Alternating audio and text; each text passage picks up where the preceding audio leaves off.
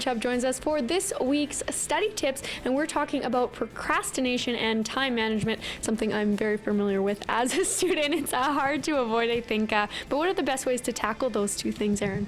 Yeah, I think definitely a lot of us are familiar with it. I think 90% of students struggle with academic procrastination to some degree or another.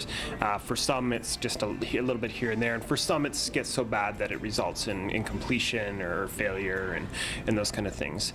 So tackling procrastination, first step really is to figure out why you're procrastinating, and there can be a lot of reasons, and it's not because someone's lazy. Often it could be because things are outside of their control. It could be because they're sick, or there's something else going on in their life.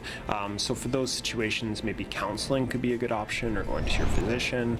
But then some things are obviously within a student's control.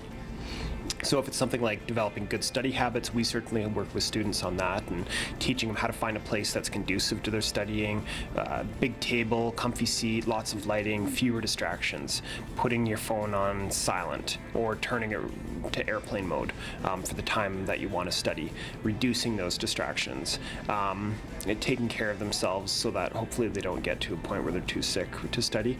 And then also just some of the psychological barriers that can get in the way could be fear of failure or low motivation or just feeling overwhelmed or not sure where to start. So for those kind of things, we remind them that making mistakes is part of the learning process, and it's pretty common to feel overwhelmed when you're learning new things, and to take it in just one day at a time, break it into smaller steps, bring questions to your professors, talk to your classmates, reach out for help. And earlier the better. When you're not understanding something, don't let it build up, because then that leads to more and more procrastination, and it just becomes a bigger and bigger issue. So identify what it is that you don't understand and figure that out sooner rather than later.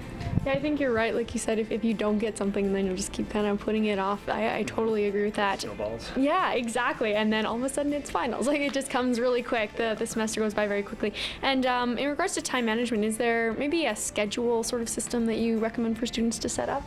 Yeah, I mean, obviously in university there's a lot more time spent outside of the classroom, a lot of studying, a lot of reading, preparing for exams, that kind of stuff. And some students get through high school without a whole lot of homework outside of class. They're able to pay attention in class.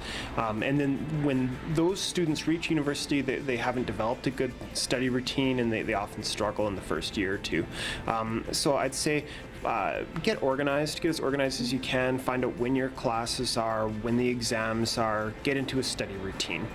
You want to be doing, it's about 3 hours of studying for every single hour that you're in class, and that varies. It could be 1 to 2 if you're already doing really well in the class and you feel like you're reflecting on it and yeah, I'm learning all the material. If you're really struggling, maybe it's a 1 to 4 ratio, but generally it's about 1 to 3 for most classes. So classes at the U of L is about 2.5 hours of class per week. We times that by 3, that's 7.5 hours of studying for one class.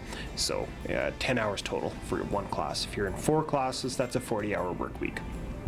Now, when we add that up for students and they see, oh, I have 30 hours of homework that I need to do this week, that can look a little bit overwhelming.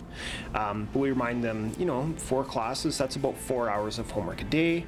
And again, that could still seem a little bit overwhelming. So we say, well, let's look at their schedule. And can you fit in an hour before class? Can you fit in an hour between classes, between these classes, and maybe one more in the evening? It's better use of their time to break it into smaller chunks as well. When students study, like binge studying 4, 5, 6, 7 hours at a time, by those last couple hours, they're not going to be as with it as they were for that first hour. So breaking into smaller chunks is a good idea. I definitely find your motivation tends to wane as the hours carry on. Absolutely.